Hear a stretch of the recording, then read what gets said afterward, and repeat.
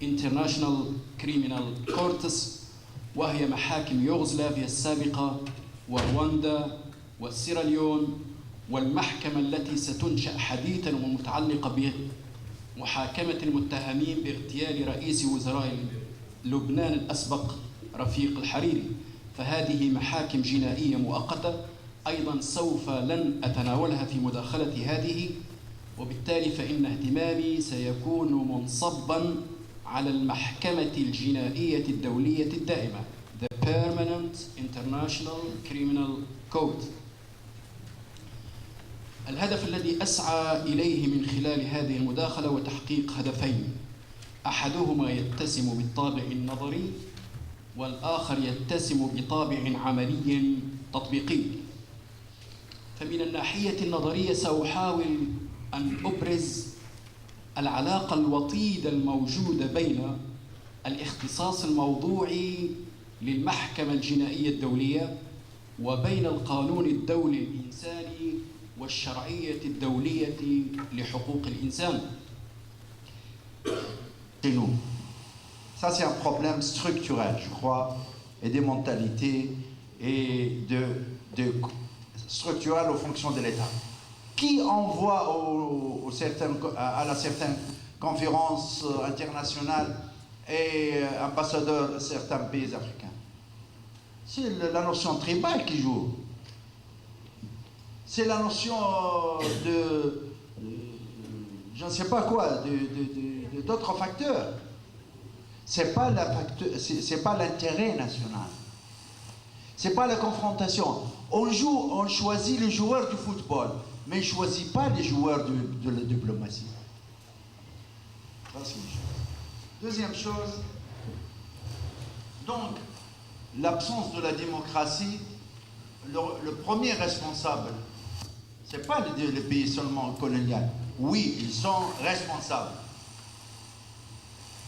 Mais aussi... Les États-Unis en Irak et la défaite d'Israël au Liban. Je veux dire, ce système néocolonial et impérial fait haut de toutes parts aujourd'hui. Et donc je pense que ce qui est important pour les peuples du tiers-monde, c'est de reprendre confiance en eux et surmonter, si on veut, les problèmes idéologiques qui sont passés pour des raisons très compliquées lors de la chute du mur de Berlin, où l'Occident s'est enivré, a été victime du vertige du succès et a cru qu'ils étaient repartis pour la gloire et qu'ils allaient de nouveau dominer le monde. Alors, bien que ce ne soit pas une question qui m'a été adressée, je voudrais faire une modeste proposition pour ce qui est de l'ONU. Je propose qu'on reconstruise l'ONU à partir du mouvement des non-alignés. Que les pays membres du mouvement des non-alignés décident que dorénavant, ils prêteront allégeance au mouvement et non plus à l'ONU. Et que petit à petit, propose aux pays qui ne font pas partie du mouvement des non-alignés, qui sont après tout une minorité de l'humanité, de se joindre à eux, mais sur des bases autres que celles qui existent dans le Conseil de sécurité, et sur des bases d'égalité et de respect mutuel. Féliciter Ona, chargée d'enseignement à l'Université de Paris 12 et chercheuse en droit public. Ma question s'adresse à M. Megara, qui a donc évoqué les tribunaux spéciaux non permanents, donc dits ad hoc, et la Cour pénale internationale. Je souhaiterais qu'il précise en fait l'interaction entre les tribunaux ad hoc et la Cour pénale internationale, si interaction il y a, bien évidemment. Merci. Sarah Fofana, chercheuse aussi à l'université Erlangen-Nuremberg en Allemagne. Alors tout d'abord, je constate que la parité n'a pas été du tout respectée. En tant que, oui, je suis désolée, en tant que femme qui travaille sur la recherche féministe, je pense qu'on aurait dû avoir aussi sur le podium une femme, d'autant plus que l'Union africaine a voté la parité et vous ne l'avez pas respectée. Donc ma première question, c'est à monsieur le professeur Ropivia. Vous avez dit tout à l'heure que les droits de l'homme sont façonnés par la philosophie de chaque civilisation et que selon les pays, on a des droits de l'homme différents. Si je vous ai bien compris, il suffirait d'avoir des critères pour rendre ces droits de l'homme opérationnels. Donc on devrait se mettre à la recherche de solutions ou bien de critères et on arriverait à introduire pour tous les pays les mêmes droits de l'homme. Ma seconde question, c'est pour le monsieur qui a parlé sur le livre vert, le professeur, excusez-moi, Miloudi. Alors vous partez du principe que les droits de l'homme vont de l'absolu, entre l'absolu et le relatif, et qu'en Afrique, le problème donc se manifeste entre l'absolu et le relatif. Moi, j'aimerais savoir qu'est-ce que vous mettez au milieu entre cet absolu-là et ce relatif. Est-ce que cela veut dire que donc on n'a pas le droit d'aspirer à ces droits de l'homme, puisqu'on a l'absolu, et on n'y arrive jamais, personne n'atteint l'absolu dans la vie, donc on n'y arrivera jamais. Et si c'est le relatif, donc c'est laissé à la compréhension de chacun, et chacun a le droit d'interpréter cela sans qu'il veuille. Et alors, à la limite, ça voudrait dire qu'on pourrait donc accepter aussi toutes les violations qui sont faites contre les femmes, puisqu'on peut dire, après tout, c'est relatif s'il y a la lapidation, c'est relatif s'il y a les mutilations génitales, c'est relatif s'il y a des violences. Ma troisième question, c'est sur le dialogue. Alors, le dialogue, l'impérialisme humanitaire. Je suis aussi d'accord avec vous que l'Occident a toujours soutenu les dictateurs, Pinochet contre Allende, Mobutu contre Lumumba. Mais lorsqu'on parle de la question aujourd'hui des droits de l'homme, il semble complètement oublié et personne ne mentionne jamais que ça a été finalement, c'est parce que les Occidentaux ont accepté de soutenir ces dictateurs que les dictatures continuent encore en Afrique. Et aujourd'hui, tous les dictateurs que nous avons sont soutenus et on les reçoit aussi les bras ouverts ici. Qu'est-ce qu'on peut faire maintenant? Qu'est-ce que vous, en tant que chercheur, qu'est-ce que vous proposez comme solution pour que cette vision-là change également en Occident? Voilà, merci, je vous remercie. D'un angle, je veux dire, du droit de l'homme, puisque c'est le thème de ce colloque ou de cette conférence. Alors, dans un monde marqué par les inégalités, donc personne ne serait aujourd'hui étonné que les pauvres des pays déshérités, plus particulièrement ceux du Maghreb, prennent le chemin, je veux dire, de l'Europe du Sud, voire de l'Europe en général. Ce phénomène s'amplifie de plus en plus avec la mondialisation des moyens de communication et plus particulièrement leur démocratisation aussi dans ces pays-là, offrant donc des images d'un Eldorado européen qui les amène parfois au péril de leur vie à traverser la Méditerranée donc pour venir bénéficier de cet Eldorado. Un rapport de la police espagnole en 2000 concernant donc les jeunes immigrés venant de la rive sud de la Méditerranée, donc à comptabiliser, donc le mot est très dur, mais c'est la réalité des choses, à comptabiliser à peu près 10 000 morts sur ces côtes. Donc, نظرا لضيق الوقت وباختصار سوف ألخص مجموعة من النقاط التي نتجت عن تجاذب التناقض بين الخصوصية والعالمية. فهي نجد أن مسألة التضرع بالخصوصية النسبية الثقافية من أجل الطعن في عالمية حقوق الإنسان ليست قصرا على دول العالم النامي أو عالم الجنوب كما يتبادل الذهن، بل إن ذريعة الخصوصية التي تتضرع بها دول العالم الثالث وخاصة العربية والإسلامية للتهرب من التزاماتها تجاه اتفاقيات حقوق الإنسان بوصفها تعبيرا عن مبادئ غربية، وهي ذات الذريعة التي تستخدمها الولايات المتحدة الأمريكية والتي تعتبر أقل دول العالم الثالث تصديقا على اتفاقيات حقوق الإنسان.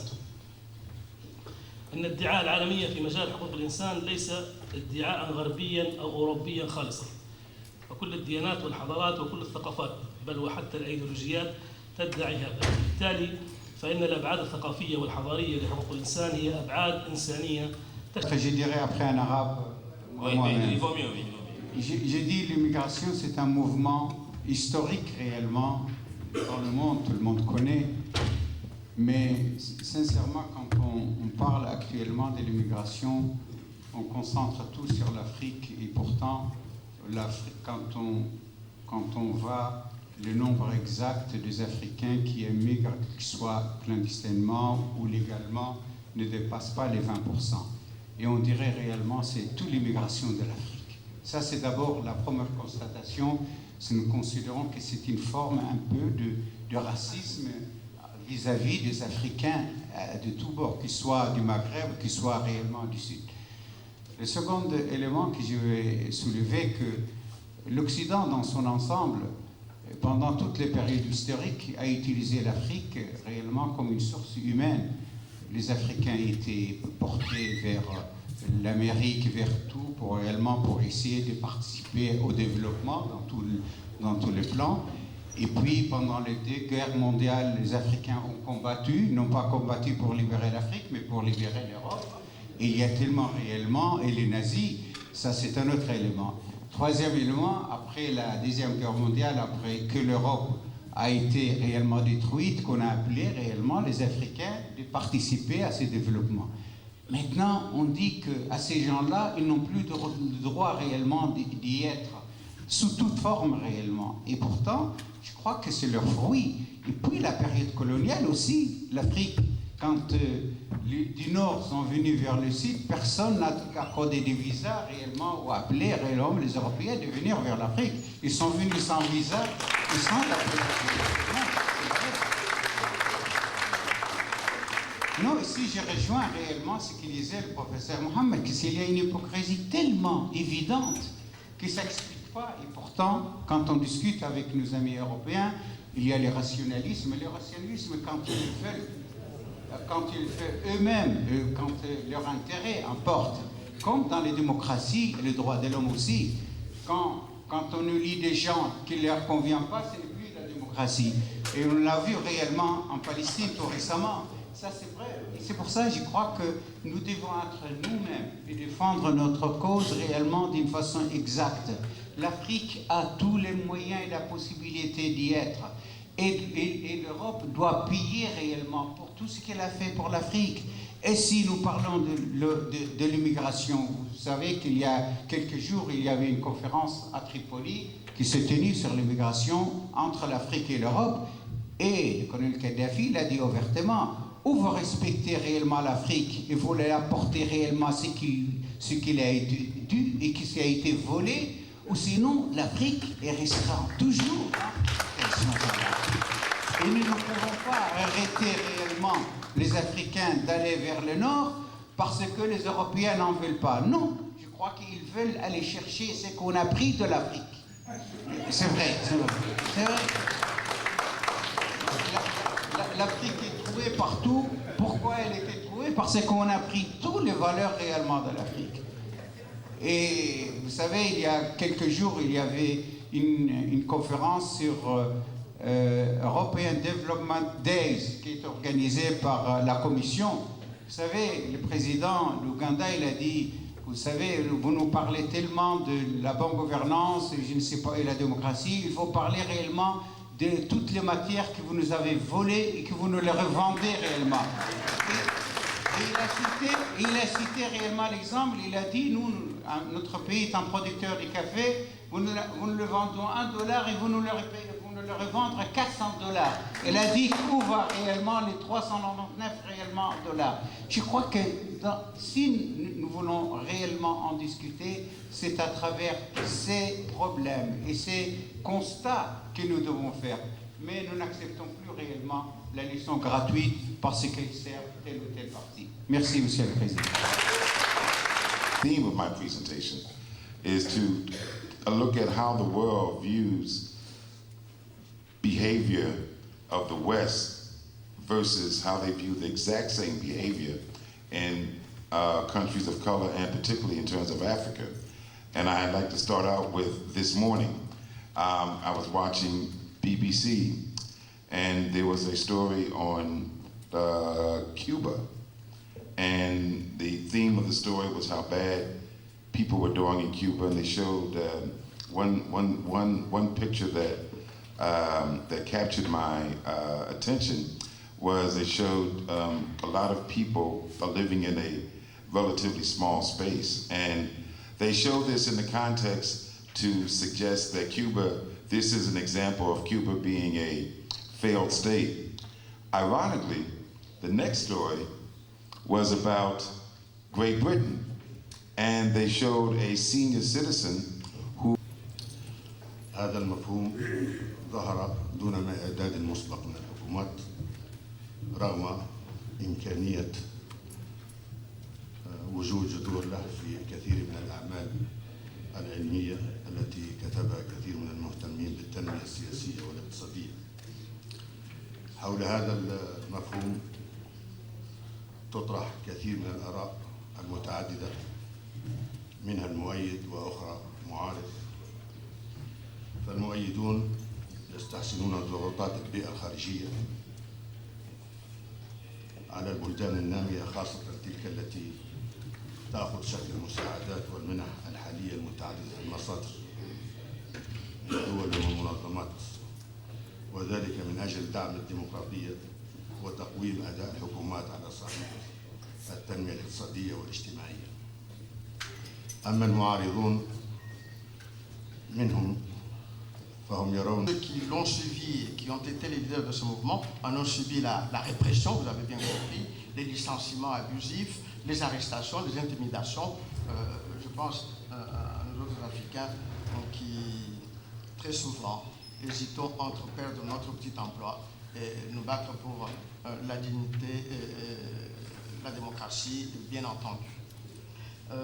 Michael Shams nous a également donné ce qui doit nous inciter à aiguiser notre conscience pour l'intériorisation de notre condition, parce que tout est question de communication. Les Occidentaux, vous savez, quand nous sommes quelques-uns à suivre d'une manière très friande CNN, etc., BBC, etc., mais bien évidemment, tous ces médias conditionnent.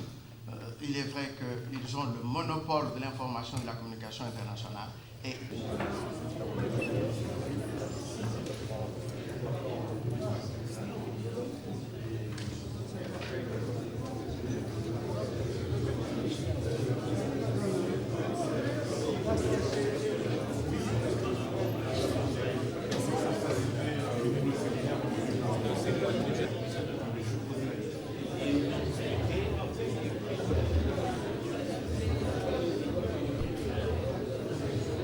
le professeur souhaiterait savoir ce que j'en pense, pourrait prendre connaissance à partir des indications que nous pourrions donner après.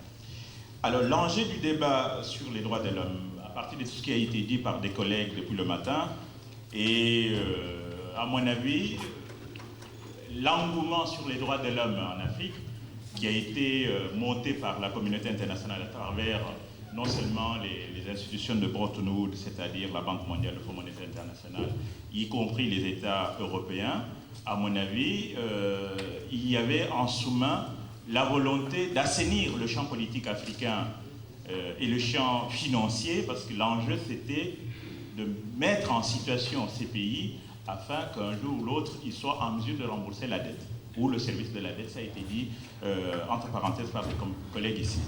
À mon avis, ça c'était l'enjeu primordial et non pas la recherche du bonheur des Africains comme on l'avait laissé entendre dans le premier rapport. Et le deuxième élément sur cette... Que l'individu ne revendique pas de droits contre son groupe. Trois caractéristiques étaient importantes dans cette société. C'est d'abord la primauté de la communauté, le droit des peuples dont parlait mon prédécesseur. Au-dessus de l'individu, nous ne connaissions pas le droit individuel que l'on peut revendiquer contre son voisin, contre sa famille. Mais on disait également que le droit ne peut pas se détacher de la religion, dans le sens où dans l'Afrique, on tranche le différent. Mais il faut donner aux gens l'occasion de se réconcilier, par exemple par l'intervention d'un marabout, par l'intervention d'une sorte d'exorcisme commun pour mettre les gens de nouveau ensemble. Mais on disait également que le système hiérarchique africain n'accepte pas l'égalité, dans le sens où cette égalité remet en cause certaines valeurs. Nous sommes une société pyramidale où le chef de famille est un chef, que dans certaines sociétés, le fils, par exemple, ne peut pas laisser pousser la barbe parce que son père est là. À elle seule, elle a changé le cours de l'histoire en Amérique et dans le monde. Pourtant, rien ne l'a prédestinée à devenir l'icône des droits civiques en Amérique et la mère du mouvement qui devait aboutir à l'abolition de la ségrégation raciale. Cette femme admirable a joué un rôle indéniable dans l'histoire de la liberté humaine. Le 1er décembre 1955, à Montgomery, en Alabama, Rosa Parks a eu le courage de dire non à la ségrégation raciale qui sévissait aux États-Unis. Elle a refusé d'obéir à l'ordre que lui donnait le chauffeur d'autobus de céder sa place à un homme blanc et d'aller s'asseoir au fond du bus. Les 3 autres Noirs qui étaient là ont cédé leur place aux Blancs. Rosa Parks reste ferme et refuse de se lever. Son refus, qui constitue une violation du règlement raciste de cet État du Sud de l'Amérique, va déclencher le processus immuable de la désagrégation. À l'agent de police qui vient l'arrêter, elle lui pose la question suivante. Pourquoi tant de persécutions? العنصرية وبناء الشخصية الإفريقية المستقلة. وأنا هنا أتفق تماما مع ما ذهب إليه الدكتور تشني من الاعتزاز بالقيم والخصائص أو الخصوصيات الإفريقية. لقد جاءت مطالب الحقوق المدنية ردا فعليا على عملية الاسترقاق عندما أدرك أفارقة الشتات أن عليهم أن يتحركوا لتغيير واقع الرق والتفرقة العنصرية والاضطهاد اللوني الذي مارسته ضدهم أمريكا وأوروبا، فبرزت فكرة العودة إلى الأرض الأم أفريقيا.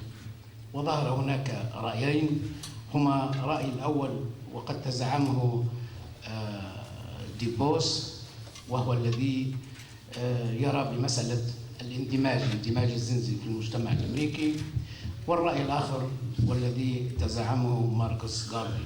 ومن هنا دخلت حركة الحقوق المدنية الديمقراطي، والمسألة الديمقراطية في إفريقيا حسب رأيي لابد من ربطها بمرحلة استقلال الدول الإفريقية عامة. برزت أنظمة تبنت نظام الحزب الواحد، وهذه بطبيعة الحال كانت عليها الكثير من الملاحظات، وهي عبارة عن عملية الديمقراطية بقضايا التنمية وحقوق الإنسان في إفريقيا. إن عملية الربط هذه تبدو عملية غير سهلة، فأول عقبة تصادفنا هي قضية اختيار المعيار الذي نجيب به عن هذا التساؤل، وهذا يقودنا أيضا إلى عملية تحديد معنى الديمقراطية التي نريد أن نتحدث عنها. هل هي الديمقراطية الليبرالية الغربية ليبرال ديموكراسي، والتي تركز على الحقوق المدنية والسياسية للفرد ووسيلتها الانتخابات وأمريكا مثال على ذلك، أم هي الديمقراطية المباشرة دائرة الديمقراسي ووسيلتها الكمونات الشعبية كما في بعض الدول حتى في أوروبا وفي بعض الدول الإفريقية مثل ليبيا، والتي تشمل كل الأبعاد والخصوصيات الاجتماعية.